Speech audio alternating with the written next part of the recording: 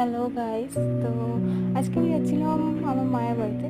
কালকে শনিবার, শীতলা পুজো আমাদের ওখানে। তো আজকে এই জন্য আমি বেরিয়ে পড়েছিলাম।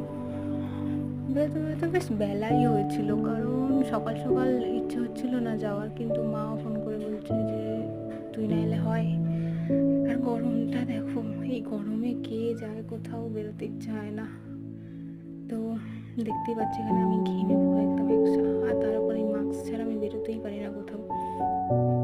তো বেরিয়েছিলাম প্রায় 10টা নাগাদ, তাড়াতাড়ি বেরিয়ে গেছিলাম। দেখো এখনো অটো, আর অটোটা তো যাওয়ার নামই নিচ্ছিল না। একবার অটো, একবার টোটো, আবার অটো, আবার টোটো, এই করে করেই প্রায় যেতে যেতে আমার প্রায় 12:30 বেজে গিয়েছিল।